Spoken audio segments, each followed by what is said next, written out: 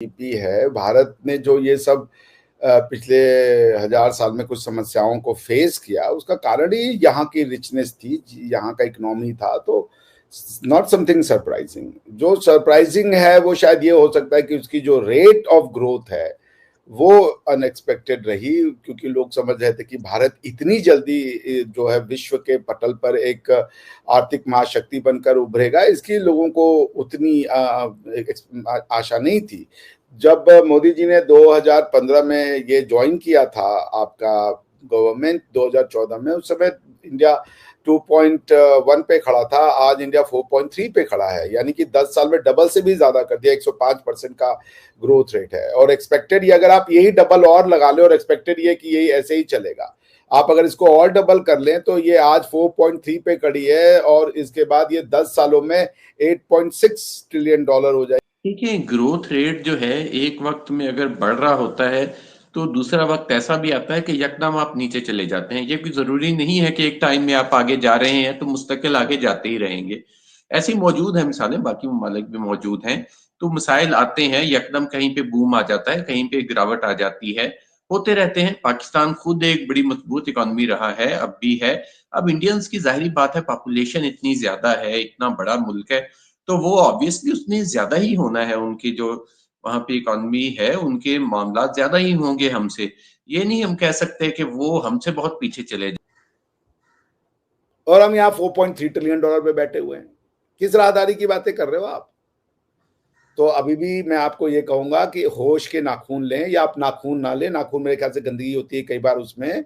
आप होश के कोई अच्छी एप्पल ले लें, आप होश के ऑरेंज ले लें, लेकिन आप प्लीज जो है अब भारतीय इकोनॉमी से सीख लें और इकोनॉमिक एक्टिविटी को जोर दे। वरना भारत से आपका कोई कंपैरिजन अभी भी नहीं है।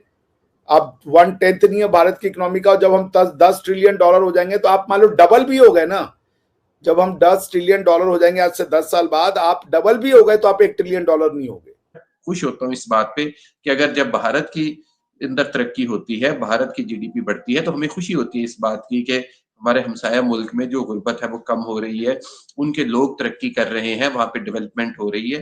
तो उम्मीद है कि आइंदा कुछ अरसे में हमारे यहाँ भी सूरत हाल बिल्कुल चेंज हो जाएगी। कि प्लीज सोसाइटी में और उसामा बिन लादेन टाइप के लोगों को बनाएं, ताकि आपका एक प्रोग्रेसिव जो है मुल्क बन सके, जैसा भारत से तोड़ करके जिस तरीके के मुल्क आपने बनाने की कोशिश की है, और जो वादा किया अपने लोगों को कि हम एक इस्लामी शरई मुल्क देंगे। मैं तो आपसे वही डिमांड करता रहूंगा जब तक मेरी सांस है, कि प्लीज एक दिन तो मैं देखना चाहता हूं कि उसामा बिन लादेन पाकिस्तान का राष्ट्रपति बना है। यही मेरी तमन्ना है। तो देखिए इस जीवन काल में देख पाता हूं कि नहीं। तो प्लीज वॉर ऑन टेरर लड़ना बंद कर दे, उस पर बल्कि काम करें और ज्वाइन करें उसको।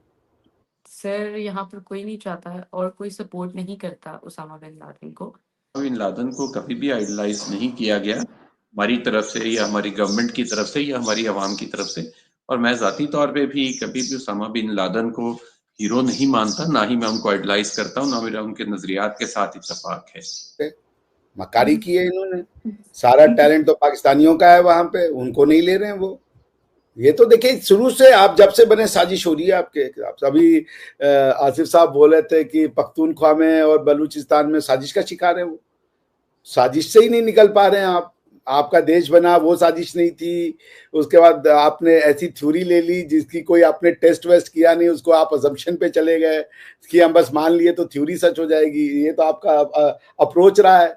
अब वो जब थ्योरी बैकफायर कर रही है तो कह रही हैं कि जी हमारे खिलाफ साजिश हो रही है। जब वो उसामा बिन लादेन को आज डिस्कार्ड कर रहे हैं। अबोटाबाद में भाई साहब एंजॉय कर रहे थे, बड़े से उसमें बकरी वकरी पाल रहे थे, अंडे भी वो प्योरी खाते थे क्योंकि मुर्गियां भी अंदर ही थी। अच्छा, मैं बड़ा हैरान हूँ बाहा इस बात पे कि आपको पता नहीं क्या, ये ठीक है वो आ गए हैं एक ओहदे पे, तो अच्छी बात है, आना चाहिए। कि चलो हमें खुशी है कि एशिया से कोई गया है, साउथ एशिया से कोई आया है। लेकिन दूसरी बात ये कि आते रहते हैं लोग। अब यूके के अंदर, दूसरे ममालिक के अंदर पाकिस्तानी बहुत ज्यादा इस तरह आते हैं, उहदों पे आते हैं, लोग चलते हैं आगे आना। और जो भी बंदा जिसमें भी काबिलियत होगी वो आ जाएगा। दूसरी बात यह है कि भारतीय लॉबी बहुत मजबूत है वहां पे, बहुत ज्यादा वो इन्वेस्ट भी करते हैं, लॉबिंग भी करते हैं। तो वो अगर आ गए हैं, ये अपनी काबिलियत पे कोई आ जाता है तो ये अच्छी बात है, आना चाहिए। Hi viewers, this is me Rubaha Imran and you're watching my YouTube channel. Viewers, सबसे पहले चैनल को सब्सक्राइब करें, वीडियो को लाइक करें, शेयर करें और बेल आइकॉन ऑन करना मत भूलिएगा, क्योंकि आज हमें पाकिस्तान से ज्वाइन किया है मियां आसिफ अली ने और इंडिया से हमें ज्वाइन किया है डॉक्टर अभिषेक मिश्रा जी ने। दोनों ही किसी तारुफ के मोहताज नहीं है। Thank you so much Asif साहब और डॉक्टर साहब, आपके वक्त का भी बहुत शुक्रिया। बहुत शुक्रिया। Thank you. आज हम जिस टॉपिक पे बात करेंगे वो आज हम दो टॉपिक्स पे बात करेंगे। पहला टॉपिक है इंडियन इकोनॉमी के हवाले से जो अपडेट हमारे सामने आई है वो ये है कि Indian GDP has double from 2.1 trillion dollars to 4.2 trillion dollars in just 10 years. इसकी डिटेल पर बात करेंगे तो आगाज हम डॉक्टर साहब से करते हैं। डॉक्टर साहब, क्या कहना चाहेंगे आप इस टॉपिक को देखते हुए? इंडियन इकोनॉमी को आप कैसे देख रहे हैं? देखिए, ये कोई सरप्राइजिंग इवेंट या न्यूज नहीं है। It was always on the card, it was expected, क्योंकि भारत की जो जीडीपी है, भारत ने जो ये सब पिछले 1000 साल में कुछ समस्याओं को फेस किया, उसका कारण ही यहाँ की रिचनेस थी, यहाँ का इकोनॉमी था। तो नॉट समथिंग सरप्राइजिंग। जो सरप्राइजिंग है वो शायद ये हो सकता है कि उसकी जो रेट ऑफ ग्रोथ है वो अनएक्सपेक्टेड रही, क्योंकि लोग समझ रहे थे कि भारत इतनी जल्दी जो है विश्व के पटल पर एक आर्थिक महाशक्ति बनकर उभरेगा, इसकी लोगों को उतनी आशा नहीं थी। जब मोदी जी ने 2015 में ये ज्वाइन किया था आपका गवर्नमेंट 2014 में, उस समय इंडिया 2.1 पे खड़ा था, आज इंडिया 4.3 पे खड़ा है, यानी कि 10 साल में डबल से भी ज्यादा कर दिया। 105% का ग्रोथ रेट है और एक्सपेक्टेड ये, अगर आप यही डबल और लगा ले और एक्सपेक्टेड ये कि यही ऐसे ही चलेगा, आप अगर इसको और डबल कर लें तो ये आज 4.3 पे खड़ी है और इसके बाद ये 10 सालों में 8.6 ट्रिलियन डॉलर हो जाएगी, यानी ऑलमोस्ट 10 ट्रिलियन डॉलर के करीब इंडियन इकोनॉमी हो जाएगी। और आप इसको ऐसे समझ लें कि जर्मनी जो है वो 4.9 पे है, जापान 4.4 पे है। जब आज से तो हम 100 बिलियन डॉलर दूर रह गए, जर्मनी से 550 बिलियन डॉलर दूर के करीब है मैं, यानी जर्मनी और जापान ये दोनों इसी साल निपट जाएंगे, ठीक है ना। तो या 2027 तक जर्मनी निपट जाएगा और हम थर्ड इकोनॉमी 2027 में बनकर उभर चुके होंगे।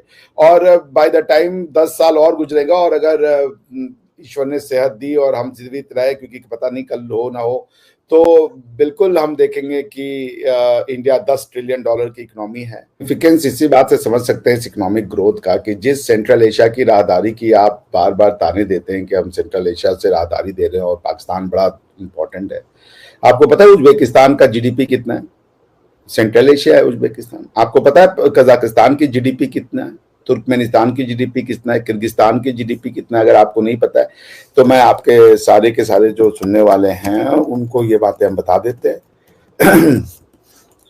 आज के डेट में भारत के अगर आप पर कैपिटा इनकम यानी पीपीपी के आधार पर जीडीपी देखिएगा तो वो 20.54 ट्रिलियन है, यानी कि परचेजिंग पावर पैरिटी के हिसाब से अगर आप देखिएगा। लेकिन अगर आप नॉमिनल जीडीपी देखिएगा तो वो करीबन वो, जैसा मैंने आपको बताया, 4.3 ट्रिलियन डॉलर है। आप अगर कजाकिस्तान की जीडीपी देखिएगा 296 बिलियन है, वो बिलियन, उनको अभी 700 बिलियन चाहिए नॉमिनल की। और अगर आप पीपीपी पे बात कीजिएगा तो 693 बिलियन डॉलर है, 1 ट्रिलियन भी नहीं है पीपीपी पे भी। और पीपीपी के हिसाब से तो हम 24,000 ट्रिलियन डॉलर की इकोनॉमी है, 24 ट्रिलियन डॉलर की इकोनॉमी है, कोई मैच ही नहीं है। उज्बेकिस्तान का कितना है आपको पता है? Do know the GDP of Uzbekistan? 115 billion dollar है। किर्गिस्तान की जीडीपी पता है आपको कितनी है? 100 बिलियन डॉलर भी नहीं है। और आप इनकी राहदारी का जो है वो तब से वो कह इनकी राहदारी, क्या वहां से हम ले आएंगे? और कौन से हमें राहदारी जाके बिजनेस करनी है? पॉपुलेशन भी कोई नहीं है कि कौन सा हमारा सामान ऐसा खरीद लेंगे कि बड़ी ज्यादा हमारी फर्क पड़ जाएगा। The only thing they have is gas, energy, petrol. उसके लिए आपको कोई राहदारी की जरूरत नहीं है, वो पाइपलाइन से आ जाता है।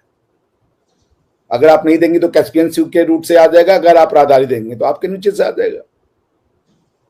आप सोचिए 100 बिलियन डॉलर की इकोनॉमी भी नहीं है किर्गिस्तान, 115 बिलियन डॉलर की इकोनॉमी है उज्बेकिस्तान, और 293 बिलियन डॉलर की इकोनॉमी है कजाकिस्तान। तो ये कौन सी आप राहदारी रोक के बैठे हुए कि हम इतने इंपॉर्टेंट है, हम इतने इंपॉर्टेंट है? इंपॉर्टेंट ज्योग्राफी नहीं होती, इंपॉर्टेंट लोग होते हैं। तो पॉइंट मेरा ये है कि आपने अपनी इकोनॉमी के लिए कुछ सोचा ही नहीं कभी, और आप जिस इकोनॉमिक सुपर हाउस पावर का हिस्सा थे, आपने उस हिस्से को काट दिया। आपने कहा कि हमें नहीं चाहिए। उसके बाद एक अजीब सी पॉलिसी बनाई। जब आप आपने एक हेल्दी इकोनॉमिक इनहेरिट की थी, एक हेल्दी रीजन इनहेरिट किया था, और उसको आप ऐसी जगह पे ले आए हो कि आप खुद भी, मेरे ख्याल से अगर मैं गलत नहीं हूं तो मियां आसिफ अली बता देंगे, 4-4.5 बिलियन डॉलर की, 100 बिलियन डॉलर की आप इकोनॉमी हो गए, 400 बिलियन डॉलर हो गए, 450 बिलियन डॉलर हो गए, इससे ज्यादा नहीं हो गए आप। तो पूरा आप ये मिला दीजिएगा ना, आप अपने आप को मिला लीजिए, किर्गिस्तान को मिला लीजिए, कजाकिस्तान को मिला लीजिए, और उसको मिला लीजिए उज्बेकिस्तान को, जिसके बदौलत आप पाकिस्तान बने हो। तो 296 यानी 300 ले लेते हैं कजाकिस्तान, 115 ले लेते हैं उज्बेकिस्तान, 415 हो गया। किर्गिस्तान 100 बिलियन ले लेते हैं, 515 हो गया, और 400 450 आप बोलते हैं। $1 ट्रिलियन सारे मिलके नहीं हो आप, और हम यहाँ $4.3 ट्रिलियन पे बैठे हुए हैं। किस राहदारी की बातें कर रहे हो आप? तो अभी भी मैं आपको ये कहूंगा कि होश के नाखून लें, या आप नाखून ना लें। नाखून मेरे ख्याल से गंदगी होती है कई बार उसमें। आप होश के कोई अच्छी एप्पल ले लें, आप होश के ऑरेंज ले लें, लेकिन आप प्लीज जो है अब भारतीय इकोनॉमी से सीख लें और इकोनॉमिक एक्टिविटी को जोर दे। वरना भारत से आपका कोई कंपैरिजन अभी भी नहीं है। अब 1/10 नहीं है भारत की इकोनॉमी का। जब हम 10 ट्रिलियन डॉलर हो जाएंगे तो आप मान लो डबल भी हो गए ना। जब हम 10 ट्रिलियन डॉलर हो जाएंगे आज से 10 साल बाद, आप डबल भी हो गए तो आप $1 ट्रिलियन नहीं हो गए। 400 पे खड़े हो, डबल हो गए। इसी रेट से अगर आप चलते रहे तो भी आप $1 ट्रिलियन की इकोनॉमी नहीं बनोगे। आप सोच लो वेयर आप कहां हो, हम कहां हैं। तो नो मैच, ना आप फिर इकोनॉमिक मैच में रह जाओगे, ना फोर्स के मैच में रह जाओगे, ना टेक्नोलॉजी से, ना किसी और चीज से, कोई मैच ही नहीं होगा। फिर आपकी स्टेटस बेसिकली सूडान की स्टेटस हो जाएगी। जी साहब, क्या कहना चाहेंगे आप इंडियन इकोनॉमी की ग्रोथ रेट को देखते हुए? ये जो अभी लेटेस्ट खबर आई है, इस पर आपकी क्या ओपिनियन है? देखिए, ग्रोथ रेट जो है एक वक्त में अगर बढ़ रहा होता है तो दूसरा वक्त ऐसा भी आता है कि यकदम आप नीचे चले जाते हैं। ये कोई जरूरी नहीं है कि एक टाइम में आप आगे जा रहे हैं तो मुस्तकिल आगे जाते ही रहेंगे। ऐसी मौजूद है मिसालें, बाकी ममालिक भी मौजूद हैं। तो मसाइल आते हैं, यकदम कहीं पे बूम आ जाता है, कहीं पे गिरावट आ जाती है, होते रहते हैं। पाकिस्तान खुद एक बड़ी मजबूत इकोनॉमी रहा है, अब भी है। अब इंडियंस की जाहिर बात है, पॉपुलेशन इतनी ज्यादा है, इतना बड़ा मुल्क है, तो वो ऑब्वियसली उसने ज्यादा ही होना है। उनकी जो वहां पे इकोनॉमी है, उनके मामला ज्यादा ही होंगे हमसे। ये नहीं हम कह सकते कि वो हमसे बहुत पीछे चले जाएं। हमने अपने ज्योग्राफी के हिसाब से, हमने अपनी मईशत के हिसाब से, हमने अपनी इकोनॉमी के हवाले से चलना है, अपनी चीजों को देख के चलना है। और खासकर जो गुज़िश्ता 20 साल से हमें वार एंड टेरर का सामना है, उस पे बहुत ज्यादा मसाइल जो हैं वो जाया हो रहे हैं। बहुत सारे मसाइल उसकी वजह से बने हुए हैं। और यकीनन जब ये वार एंड टेरर खत्म हो जाएगी आइंदा कुछ अरसे में, जो कि हमारी कोशिश जारी है, तो उसके बाद यकीनन पाकिस्तान की इकोनॉमी भी है जो वो भी बूस्ट करेगी। ऐसा कोई इशू नहीं है इतना बड़ा। और ये भी नहीं है कि जो जिस लेवल पे, जिस स्पीड से इंडिया आगे जा रहा है, उसी स्पीड को बरकरार रखेगा। डॉक्टर साहब तो बिल्कुल उसी तरह इशारे से डबल डबल करते जा रहे हैं, तो जरूरी नहीं है कि वो इसी तरह चलता रहे। बाकी राहदारी वाला जो मामला है, जो सेंट्रल एशिया का है, तो वो हमें तो कोई ऐसी बात नहीं है कि हम कह रहे हैं कि आओ जी ले लो ले लो। वो तो आप लोगों को चाहिए होगी ले लेंगे, नहीं चाहिए होगी ना लें। इसमें कोई जोर जबरदस्ती तो नहीं है। हम कह रहे हैं कि अभी सर मर तो नहीं रहे। बाकी हमारा जैसे ही ये सीपैक वाला मामला पूरा होगा तो वो बड़ी अच्छा हमारी जो इकोनॉमी है उसके लिए बहुत जबरदस्त साइन होगा। जिस तरह पाकिस्तान के अंदर से मिनरल्स निकल रहे हैं, जिस तरह गैस के जखायर निकल रहे हैं, बहुत बड़े पैमाने पे निकल रहे हैं सिंध से, पंजाब से। आप हैरान होंगे कि एक दौर में हमारे यहाँ बलूचिस्तान की सुई गैस को गिना जाता था, तो अब जो बलूचिस्तान की सुई गैस है वो बलूचिस्तान की अपना जो शेयर है वो भी पूरा नहीं कर पा रही। तो हमारे पास सिंध में बहुत बड़े पैमाने पे मौजूद हैं, पंजाब में निकले हैं, तेल निकल रहा है, कोल है, दूसरी चीजें हैं। बलूचिस्तान के अंदर से रेकोडेक के जखायर हैं, दूसरे मौजूद हैं। तो वो इतना बड़ा इशू नहीं है। पाकिस्तान की बनाई हुई चीजें, अब सियालकोट का जो फुटबॉल है हमेशा आपको पता है वर्ल्ड कप में यूज होता है। हमारे यहाँ जो हमारा साल्ट रेंज है, तो इस तरह तो बहुत सी चीजें हैं और इस लेवल पे हमारे पास मौजूद हैं। इवन के अब तो जो ये हमारा दिफाई साजो सामान है, जो चीजें तैयार हो रही हैं, खासकर दूसरे ममालिक जो खरीद रहे हैं, हमारे जेट खरीद रहे हैं, टैंक खरीद रहे हैं, तो ये ऐसी चीजें हैं कि वो इशू नहीं है इतना बड़ा। हमारे लिए असल इशू जो है वो वार एंड टेरर वाला है। मैं समझता हूँ कि जिस दिन वार एंड टेरर वाला खत्म हो गया मामला, तो खत्म हो जाएगी सारी सिचुएशन और बहुत जबरदस्त तरीके से हमारी इकोनॉमी वैसे भी ग्रो कर रही है। ये नहीं है कि नहीं कर रही, इन मसाइल के बावजूद हम ग्रो कर रहे हैं और आगे बढ़ रहे हैं। तो यकीनन ये बहुत बड़े पैमाने पे आगे बढ़ेगी और ये सूरत हाल नहीं होगी। बाकी मैं हमेशा खुश होता हूँ इस बात पे कि अगर जब भारत की अंदर तरक्की होती है, भारत की जीडीपी बढ़ती है, तो हमें खुशी होती है इस बात की कि हमारे हमसाया मुल्क में जो गुर्बत है वो कम हो रही है, उनके लोग तरक्की कर रहे हैं, वहां पे डेवलपमेंट हो रही है। तो उम्मीद है कि आइंदा कुछ अरसे में हमारे यहाँ भी सूरत हाल बिल्कुल चेंज हो जाएगी। अगरचे अब भी मामला कोई ऐसे खराब नहीं है, लेकिन आगे जाके हम बहुत अच्छे लेवल पे चले जाएंगे। जी। उम्मीद पे दुनिया कायम है और उम्मीद हमें अच्छे की ही रखनी चाहिए। डॉक्टर साहब, आप क्या कहना चाहेंगे कि जो पॉलिसीज़ है, किन पॉलिसीज़ को बेहतर करने की ज़रूरत है कि हमारी इकोनॉमी भी जो है वो फ्लरिश हो सके जिस तरह इंडियन इकोनॉमी हो रही? देखिए, दुनिया में जो है ना, इस ब्रह्मांड में दो तरह के देश हैं। एक जो फैक्ट्स पे कायम है, दूसरे जो जो उम्मीद पे कायम है।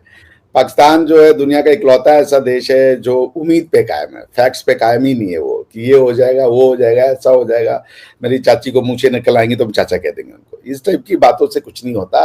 भारत की इकोनॉमी जो है वो हजारों वर्ष से 2000 साल का जीडीपी, इकोनॉमिक जीडीपी तो ओईसीडी ने कैलकुलेट किया, जिसमें उन्होंने बताया कि इंडिया जो था वो एक्सेप्ट फॉर द पीरियड जब ये सब यूरोपियन कॉलोनियलिज्म और ये इस्लामिक जिहाद हमको फेस करना पड़ा, उसको अगर आप छोड़ दें तो अब भारत की जो इकोनॉमी थी वो हमेशा 25 से 30% ऑफ द वर्ल्ड जीडीपी है। अभी मैं कल कैलकुलेट करने की कोशिश कर रहा था कि वर्ल्ड की जीडीपी कितनी होगी टोटल। तो अगर हम मान लें वर्ल्ड की जीडीपी जैसे अमेरिका 20 ट्रिलियन है, इतना ही करीब होगा यूयू, चाइना इतना होगा, तो 60, यानी कि अगर हम मान लें कि 70-80 बिलियन डॉलर अगर वर्ल्ड की जीडीपी है, तो इंडिया आज की डेट में 100 ट्रिलियन डाल ले तो इंडिया आज की डेट में 4-5% ऑफ द वर्ल्ड जीडीपी तो बन चुका है। एंड 10% बनना हम 10 साल में हो जाएंगे। तो ये जो आसिफ साहब ने कहा कि भाई ये तो बनते बिरते रहते हैं, हम कोई मिराकल नहीं है कि अचानक से हो गया। ये हमारा एक स्टेडी पैटर्न है, हम उम्मीद पे नहीं कायम है, हम फैक्ट्स पे कायम है। हमारा एक पैटर्न है, एक सेट हिस्ट्री है, प्रेसिडेंट है जो देख करके दुनिया ये कह रही है। और ये हमारे कोई ख्वाबो ख्याल नहीं है, ये कोई हमारी इमेजिनेशन नहीं है, ये आईएमएफ का प्रेडिक्शन है। और उनका प्रेडिक्शन जो था वो बेस्ड है on certain facts, economic activity. अब कल को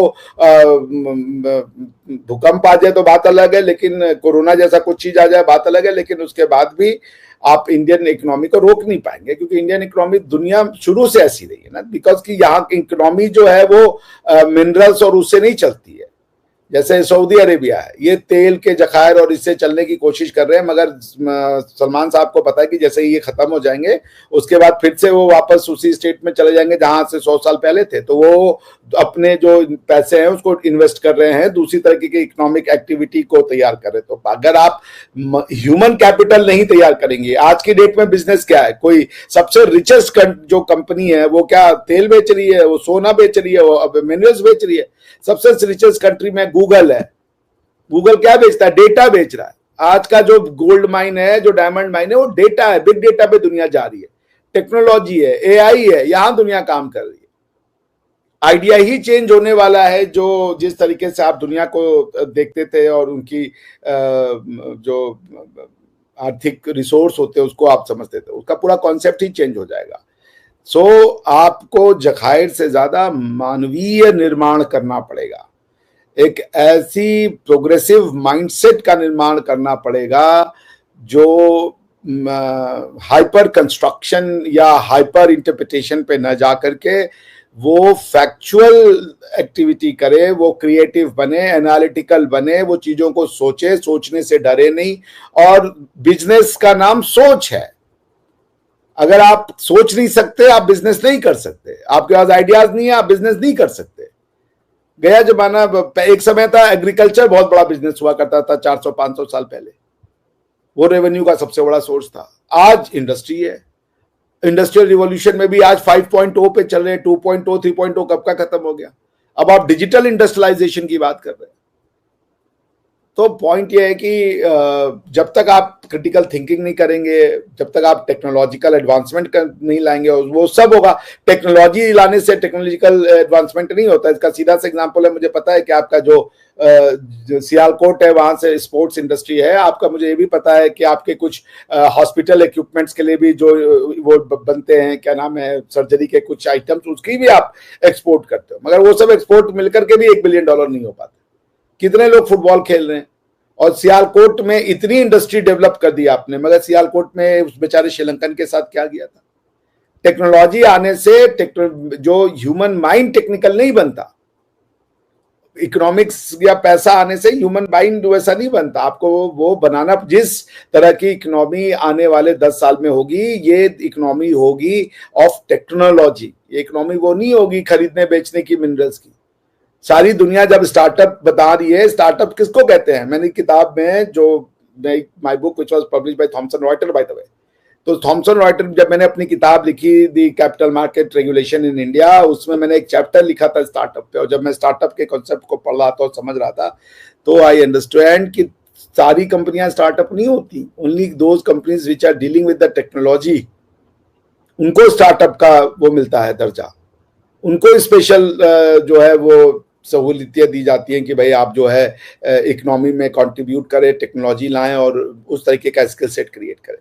so all I am saying is that कि प्लीज बी प्रोग्रेसिव। और आपके लिए जो वॉर ऑन टेरर है, वो तो मैं आपसे कहूँगा ना लड़ें आप please. War on terror basically जो लड़ाई शुरू की गई थी वो वॉर ऑन जिहाद थी, उनके अगेंस्ट में, ओसामा बिन लादेन साहब के अगेंस्ट में। आपके लिए वो हीरो है, मुझे पूरी तरीके से पता है। आसिफ साहब इसको बोलेंगे भी कि Osama bin Laden is a hero for your society, वो एक रोल मॉडल है। तो मेरी तो आपसे यही बहुत हम्बल रिक्वेस्ट है कि प्लीज सोसाइटी में और ओसामा बिन लादेन टाइप के लोगों को बनाएं, ताकि आपका एक प्रोग्रेसिव जो है मुल्क बन सके। जैसा भारत से तोड़ करके जिस तरीके के मुल्क आपने बनाने की कोशिश की है, और जो वादा किया अपने लोगों को कि हम एक इस्लामी शरई मुल्क देंगे, मैं तो आपसे वही डिमांड करता रहूंगा जब तक मेरी सांस है कि प्लीज एक दिन तो मैं देखना चाहता हूं कि ओसामा बिन लादेन पाकिस्तान का राष्ट्रपति बनाए। यही मेरी तमन्ना है। तो देखिए इस जीवन काल में देख पाता हूं कि नहीं। तो प्लीज वॉर ऑन टेरर लड़ना बंद कर दे, उस पर बल्कि काम करें और ज्वाइन करें उसको। सर यहाँ पर कोई नहीं चाहता है और कोई सपोर्ट नहीं करता उसामा बिन लादेन को।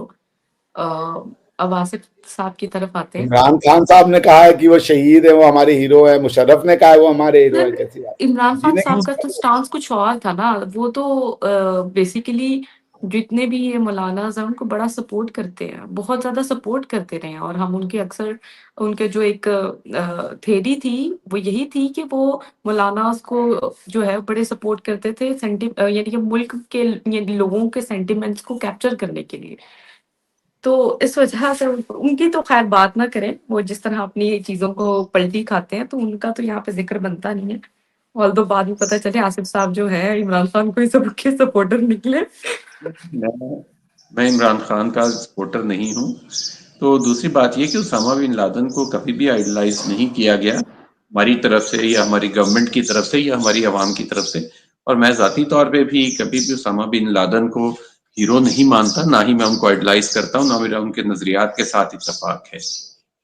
तो बाकी जो है बिल्कुल आपकी बात ठीक है, लेकिन ये चीजें चलती रहती हैं साथ साथ। और मैं वही कहूँगा कि बड़ी भारत की जाहिर है पॉपुलेशन ज्यादा है, रकबा ज्यादा है, बड़ा मुल्क है, तो उस हिसाब से उसकी जीडीपी हमसे ज्यादा ही होनी है। लेकिन पाकिस्तान भी उसके मुकाबले में कोई कम नहीं है। और जैसे ही ये हालात बेहतर होंगे तो आप देखेंगे कि हमारी जीडीपी भी कहाँ जाके रुकती है। हमें क्या लर्न करना चाहिए इंडिया से, जो इस पर आप क्या कहना चाहेंगे ताकि हम अपनी अपनी इकोनॉमी को, पाकिस्तानी इकोनॉमी को ग्रो कर सकें? देखिए मैं तो समझता हूँ कि लर्न तो बहुत कुछ करना चाहिए, और बलूचिस्तान में और केपीके में हमने लर्न किया भी है बहुत कुछ। तो उन चीजों को मद्देनजर रख के ही सारा कुछ करना पड़ेगा। आसिफ साहब यहाँ पे एक और भी तो रिपोर्ट आई है ना कि बीएलए की तरफ से जो है वो मतलब जो अटैक किए गए, तो हमारे पाकिस्तानी फोर्सेस ने 5 बीएलए के टेररिस्ट को रिसेंट जो है मार गिराया। इस पर आप क्या राय रखते हैं? 14 रात उन्होंने मुख्तलिफ जगहों पे अटैक करने की कोशिश की थी। कुछ रोड्स पे उन्होंने कब्जा करने की कोशिश की थी, तुर्बत शहर के अंदर कार्रवाई करने की कोशिश की थी। तो जाहिर बात है कि जो भी इस तरह का लड़ाका ग्रुप होता है वो भी बाकायदा रेगुलर फोर्स तो होते नहीं है, वो जहां पे भी जाके वैसे अटैक करके भाग जाए और बात है, जहां भी वो रुकने की कोशिश करेंगे वो नहीं बच सकेंगे। तो रात 4 जगहों पे हुए हैं मामला, और चारों जगहों पे 14 जो है टेररिस्ट या 15 टेररिस्ट हैं जो वो मारे गए हैं। तो ये अब जो रियासत ने, जो स्टेट ने पॉलिसी बनाई है जीरो टॉलरेंस वाली, तो उसके बाद यही होगा। आप जब किसी को नहीं छोड़ेंगे, जब फैसला हो जाएगा कि किसी भी मिलिटेंट को अटैक करते हुए नहीं छोड़ना, तो फिर इस तरह तो होगा। और ये बिल्कुल ठीक पॉलिसी है। और जब इनको जड़ से, जब तक मिलिटेंसी को नहीं उखाड़ फेंका जाएगा, ये हल नहीं होगा मामला। अच्छा डॉक्टर साहब, मेरा आपसे सवाल है, एक और भारतीय के हवाले से जो है हमें खबर मिली है, US Senate confirm Indian origin Jay Bhattacharya as director of National Institute of Health. इस पर आप क्या राय रखते हैं डॉक्टर साहब? देखिए, वो ट्रम्प साहब मिले हुए हैं इनसे, क्या नाम है, यहूद हनूद से, मकारी की है इन्होंने। सारा टैलेंट तो पाकिस्तानियों का है वहां पे, उनको नहीं ले रहे हैं वो। ये तो देखिए, शुरू से आप जब से बने साजिश हो रही है आपके। अभी आसिफ साहब बोल रहे थे कि पख्तूनख्वा में और बलूचिस्तान में साजिश का शिकार है वो। साजिश से ही नहीं निकल पा रहे हैं आप। आपका देश बना वो साजिश नहीं थी। उसके बाद आपने ऐसी थ्योरी ले ली जिसकी कोई आपने टेस्ट वेस्ट किया नहीं, उसको आप अजम्पशन पे चले गए कि हम बस मान लिए तो थ्योरी सच हो जाएगी। ये तो आपका अप्रोच रहा है। अब वो जब थ्योरी बैकफायर कर रही है तो कह रही हैं कि जी हमारे खिलाफ साजिश हो रही है। जब वो उसामा बिन लादेन को आज डिस्कार्ड कर रहे हैं, अबोटाबाद में भाई साहब एंजॉय कर रहे थे, बड़े से उसमें बकरी वकरी पाल रहे थे, अंडे भी वो प्योर ही खाते थे क्योंकि मुर्गियां भी अंदर ही थी। तो वो भी आपके हीरो नहीं है। जो आपका हीरो नहीं है वो आपके अंदर रह रहा है, और जो आपका हीरो है वो शायद बाहर रहता है। वही तो भाई पाकिस्तान में ही हो रहा है ऐसा। देखिए, मुझे शुरू से शक था कि ट्रंप मिला हुआ यहूद हनूद के साथ। ट्रंप साहब यहूद हनूद के साथ हैं। ये पाकिस्तानियों के खिलाफ साजिश की गई है ताकि उनको नेशनल इंस्टीट्यूट ऑफ हेल्थ में लगा करके पाकिस्तानियों का हेल्थ खराब कर दिया जाए।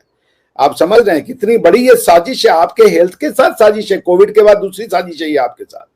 मगर मुल्क मुस्तहिद है, मुल्क इस साजिश का बेतोड़ वो देगा, और यहूद हनूद की साजिश को आप जो है अपने पैरों के तले वो कुचल देंगे। मैं पूरा यकीन है आपके ऊपर, ठीक है। और आपके यहाँ पे अभी वो, ब्लेस यू, अभी आप आसिफ साहब बता रहे थे कि जीरो टॉलरेंस है, अब खात्मा कर देंगे आप टेररिस्ट का, भाई टेररिस्ट को मार करके।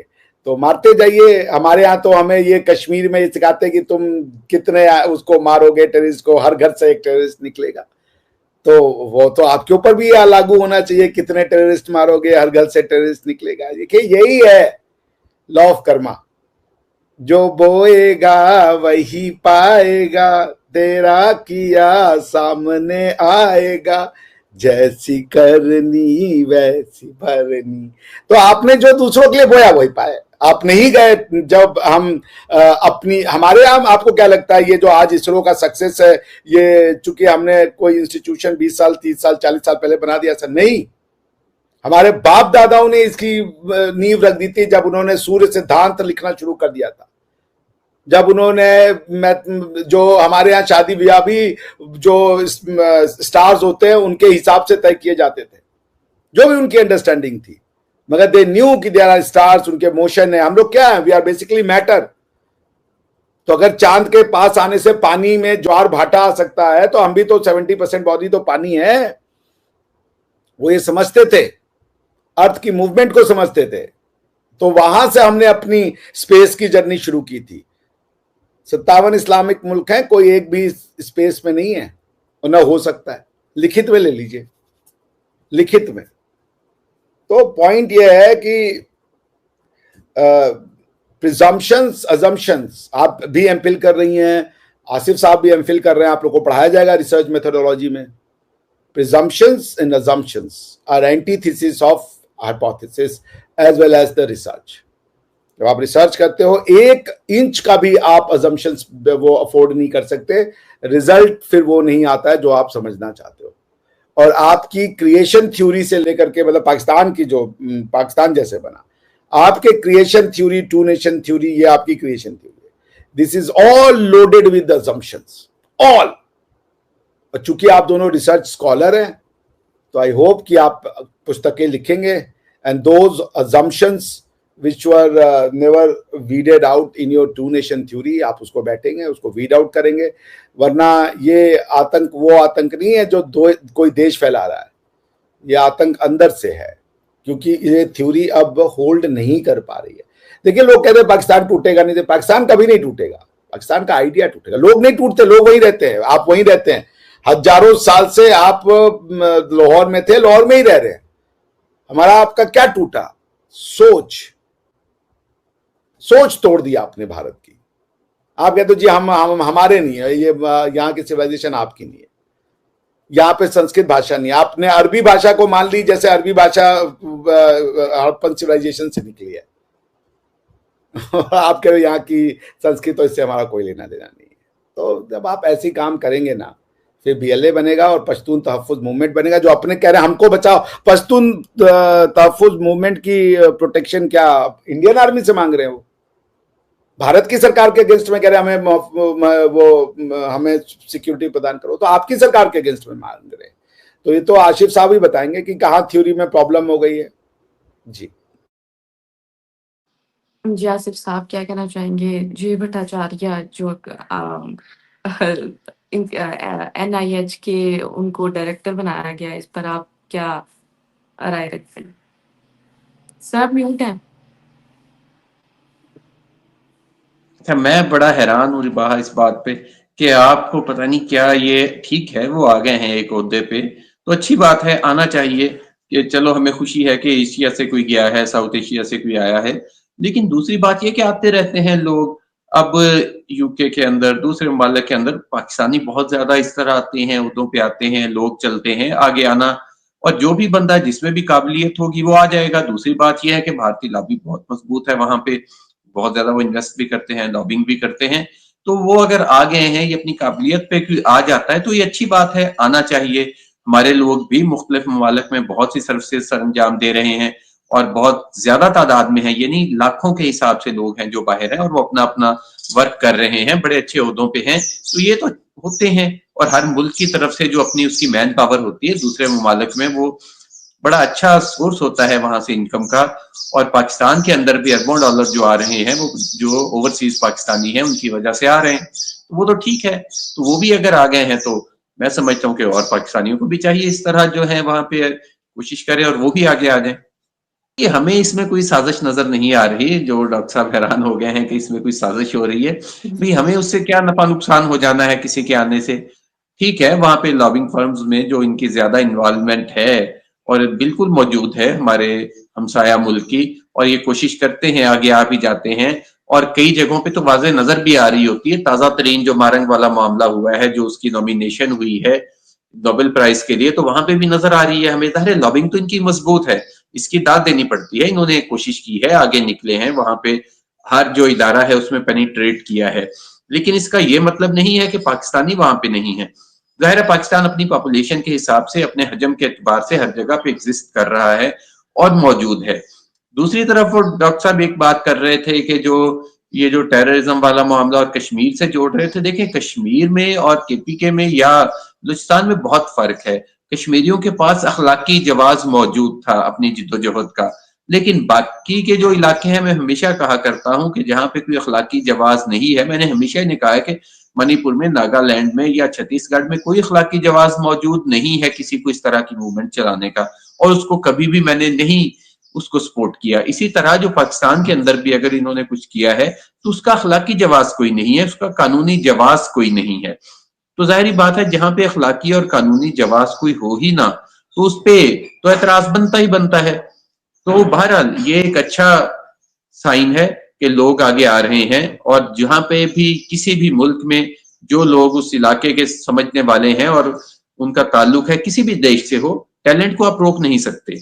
और दूसरी बात है, आप लॉबिंग अगर आपकी मजबूत है और उनके जाहिर इंटरेस्ट भी हैं, भारत एक बड़ी इकॉनमी है इस वक्त, तो उस हवाले से भी उन्होंने देखना होता है, हर मुल्क ने अपने मामला देखने होते हैं। दूसरा, उनका चाइना के साथ अमेरिका का बड़ा इशू चल रहा है, तो जाहिर है वो भी वो देख रहे होंगे साथ, तो उन्होंने इसको भी हम पीछे नहीं छोड़ सकते इस बात को, क्योंकि अमरीकियों ने जो भी करना है उन्होंने सिर्फ यही चीज नहीं देखनी कि कोई इस काबिल है कि नहीं, उन्होंने बाकी जियोग्राफिक देखने होते हैं, मामला देखने होते हैं, पॉलिटिकल मामला देखने होते हैं, सब कुछ देखभाल के ही उन्होंने ये करना होता है। जी। डॉक्टर साहब एंड पर क्या मैसेज देना चाहेंगे हमारे व्यूवर्स को? देखिए, मैं ये कह रहा था, देखिए जो ये जिसको ये लॉबी कह रहे हैं ना आप आसिफ साहब, वो लॉबी नहीं है, वो है दुनिया के नॉलेज सिस्टम के साथ, दुनिया की अंडरस्टैंडिंग के साथ इंडियन अंडरस्टैंडिंग मैच करती है। कोई लॉबी से नहीं सक्सेसफुल होता, लॉबी से एक दो लोग होते जुगाड़ में वो पहुंच जाते, बात मैं मान सकता हूं आपकी, मगर ये पैटर्न नहीं हो सकता। ब्रह्मांड जो है वो मानवता की ओर जा रहा है, वो मानवीय बातें करता है। जब आप मानवता के हिसाब से देखते हैं तो आपको लॉबी की जरूरत नहीं होती। लॉबी में फिर उसका ये मतलब होता है कि नॉन टैलेंटेड भी है तब भी वो चूंकि लॉबी करके आ रहा है उसको ऊपर डाल दो। और अमेरिका की सक्सेस नॉर्मल सक्सेस नहीं है, भारतीय सारी दुनिया में सक्सेस कर रहे हैं। अफ्रीका के कई देशों में बहुत सक्सेसफुल वो है, क्या नाम है, इंडियन बिजनेसमैन है, वो चला रहे हैं। बहुत से देशों में प्रधानमंत्री है, राष्ट्रपति है, सब नॉर्मल है हमारे लिए। भारतीय हर देश में है।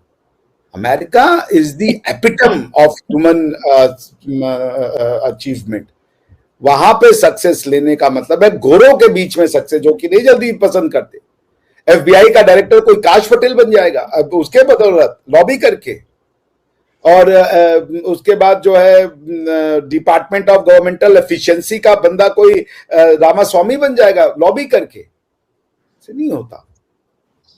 सब चीजें लॉबी से नहीं जाती। लॉबी में लोग सक्सेसफुल होते, दुनिया में दो तरीके के लोग होते हैं, जिनका मेरिट नहीं होता, उनको लॉबी की जरूरत पड़ती।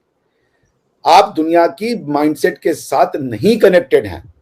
एक पाकिस्तानी विदेश में जाके टेररिज्म के बारे में सोचता है। आप फ्रांस में एक बंदा गया था पाकिस्तान से, रिफ्यूजी बन के गया था, उसने जाकर के चार्ली हेब्दो के उसमें ऑफिस में गया और 4 लोगों को चाकू मार दिया उसने। उसके बाद एक पाकिस्तानी को, डॉक्टर साहब को मिला वो फेलोशिप, वो फेलोशिप में गए, वो भी वहां फटने चले गए। आप समझ ही नहीं रहे इन चीजों को। It's not lobby. Entire humanity has started coming on the same page. अब वो ह्यूमैनिटी के नाम से जलते हैं, वरना Kash Patel is as black as it can get. मगर काश पटेल को जे हुडगर हुवर जो थे, जो कि एडगर हुवर जो है एस्टैब्लिशर है उसके, क्या नाम है, आसिफ साहब, सीबीआई एफबीआई के, वो बताया कि उनसे भी बड़ा ये बनेंगे। ये ट्रम्प साहब ने जब वो अपनी स्वेरिंग इन में कर रहे थे तब उन्होंने कहा कि he will be one of the best ever in the FBI. So ये सब चीजें उससे नहीं होती हैं। आपको समझना पड़ेगा कि देयर इज अ प्रॉब्लम। उस प्रॉब्लम को आप समझिए, रूट्स को रिकॉग्नाइज कीजिए, और ये कि इंडिया जो है वो आपके यहाँ पे इतनी बदअमनी फैला रहा है, इतनी बदअमनी इंडिया फैला दिया सिर्फ आपके यहाँ पे। ना बांग्लादेश हमसे ये कह रहा है, ना श्रीलंका कह रहा है, ना भूटान कह रहा है, ना नेपाल कह रहा है, सिर्फ आपके यहाँ पे हम बदअमनी फैला रहे हैं। अगर चले नेपाल भूटान ये अलग केस है क्योंकि वो मुसलमान नहीं है, बांग्लादेश तो मुसलमान है और पाकिस्तान का ही पार्ट था। वहां पे भी they should be up in arms, वहां भी आग लग जानी चाहिए थी, इंडिया करा देता, नहीं करवाया इंडिया ने। उनको भी तोड़ देता इंडिया। हमने तो ज्यादा टेरिटरी दी है उनको, उनसे बेटर को डिस्प्यूट को कि टेरिटोरियल डिस्प्यूट रिजॉल्व हो जाए। तो इसलिए मैं फिर कह रहा हूं कि अंदर देखें, द थ्योरी इज प्रॉब्लमैटिक। आप पाकिस्तान को एक्सप्लेन करने का अभी तक जो आपने थ्योरी बनाया उसको रिविजिट कीजिए, वरना कोई भारत आपको नहीं तोड़ सकता। दुनिया की कोई शक्ति की, वरना भारत टूट जाता। कितने लोग ट्राई किए, 1000 साल ट्राई किए, नहीं टूटा भारत। आप टूट गए इसलिए क्योंकि आपने एक डिफरेंट आइडियोलॉजी को एक्सेप्ट कर लिया, लेकिन वो आइडियोलॉजी में दम नहीं था, इसलिए आप फिर टूट गए। लेकिन भारत जब से बना है, भारत में कुछ नया जुड़ा है, टूटा आज तक कुछ भी नहीं, और ये बनता ही जाएगा, ऐसे ही सक्सेसफुल होता ही जाएगा ये, क्योंकि हजारों साल से टेस्टेड, टाइम टेस्टेड थ्योरी है इंडिया की। कई सिविलाइजेशन आई गई, खत्म हो गई, हमसे भी बेहतरीन सिविलाइजेशन थी। भारतीय सिविलाइजेशन सतत है, सिविलाइजेशन ऐसे नहीं खड़े हो जाते रातों रात। तो the theory that the glue, गोंद जो आपको चिपका के रखेगा साथ में, काम नहीं कर रहा है। उसके लिए किसी भारत की जरूरत नहीं है, गोंद आपका छोड़ रहा है। समय आ गया है, जल्दी से नया गोंद लाइए और फिर लोगों को जोड़िए। ऐसा आइडिया जिससे लोग जुड़े, न कि वो पश्तून तहफ़्फ़ुज़ मूवमेंट और बीएलए और सिंधी मोर्चा और कुछ और बनाए। पाकिस्तान में ही आप अपने लोगों से, इमरान खान को जेल में इंडिया ने तो नहीं डलवा दिया ना, वो प्राइम मिनिस्टर थे आपके, भाई अल्लाह का डरे, आप प्राइम मिनिस्टर को आप जेल में डाल दिया आपने। और वो भी सिटिंग प्राइम मिनिस्टर को उठाया, उसकी गवर्नमेंट गिराई, उसको जेल में डाल दिया। और उस प्राइम मिनिस्टर को जिसको लाया गया इस नाम पे कि ये सादिक और आमीन है, कॉन्स्टिट्यूशन में आपने कहा ये सादिक और आमीन है, इनसे बड़ा कोई आदमी सादिक नहीं हो सकता। मैं हसन निसार जी को सुन रहा था, तो इट इज इनकरप्टेबल, और प्रिसाइसली करप्शन के मामले में आपने जेल में डाल दिया। उनको किसी और मामले में नहीं डाला आपने उनको प्रिसाइसली डेरिया वाले मामले में और ये तोशा खाने वाले मामले में जेल में डाल दिया। जिसलिए ये आप सोचिए, आप जो कर रहे हैं ये भारत ने करवा दिया। वो कह रहे थे अमेरिका करवा रहा है, अमेरिका आपकी सिस्टम्स को चला रहा है, फिर आप सोचिए कहीं तो गड़बड़ है ना। जी आसिफ साहब, एंड पे फाइनल रिमार्क्स। देखें, ये भी हमारी खूबी है कि हम लोगों ने कभी बुत बना के नहीं पूजे। जो बंदा जहां पे मुजरम निकला है या जिस पे इल्जाम आया है उसने सजा पाई है, और प्राइम मिनिस्टर को, एक्स प्राइम मिनिस्टर को सजा देना, मैं समझता हूँ कि ये हमारी जमहूरियत का हुसन हो सकता है। इस तरह किसी और मुमालिक में बहुत कम मिसालें मिलती हैं कि किसी को भी इस तरह सजा दे दी जाए। तो हमारे यहाँ क्योंकि हर बंदा बराबर है, ये नहीं है कि एक गरीब आदमी को तो आप सजा दे दें लेकिन जो बड़ा ओहदेदार है उसको आप कहें नहीं भी, इसको तो सर पे बिठा के रखो। तो ये तो मेरे ख्याल में हमारी जमहूरियत के लीडर को सजा मिल रही है सिटिंग, ऐसा ना करें भाई। सिर्फ सियासतदानों को मिल रही है सजा, बाकी दुबई चले जा रहे हैं। और बहुत लोगों को भी मिली है, ये वाहिद आदमी नहीं है। यहाँ पे मेरा नहीं ख्याल के कोई शोबा जिंदगी ऐसा है जिसमें इस तरह ना हो रहा। तो बाकी जो पोजीशन है, दूसरी बात है कि इलाकों की, मामलात की, तो वो तो जाहिर बात है चलते रहते हैं, होते रहते हैं। और यकीनन अच्छी बात है, मैंने पहले भी कहा कि आपके लोग भी आ रहे हैं, हमारे लोग बहुत ज्यादा बिजनेस में आगे हैं, पूरी दुनिया के अंदर मौजूद हैं, बड़े बड़े नाम मौजूद हैं, चल रहे हैं, सिलसिले चल रहे हैं। ये तो जाहिर बात है हर इलाके के हर लोगों ने करना ही करना है। बाकी लॉबीज भी जो हैं, मैं समझता हूँ कि पाकिस्तान को भी अपनी लॉबिंग उतनी ही मजबूत करनी चाहिए जिस तरह के हमारे हमसाया मुल्क की है। तो खैर, होप फॉर दी बेस्ट। आगे जाके सिचुएशन जो है यकीनन और बेहतर होगी। जैसे ही हमारे यहाँ ये वॉर एंड टेरर का खात्मा होगा तो और भी सूरत हाल जो है बहुत ज्यादा बेहतर हो जाएगी। जी sir, thank you so much Asif sahab, doctor साहब, आप दोनों के वक्त का बहुत शुक्रिया। हमारे चैनल को सब्सक्राइब करें, वीडियो को लाइक करें, शेयर करें और बेल आइकॉन ऑन करना ना भूलिएगा। Thank you so much.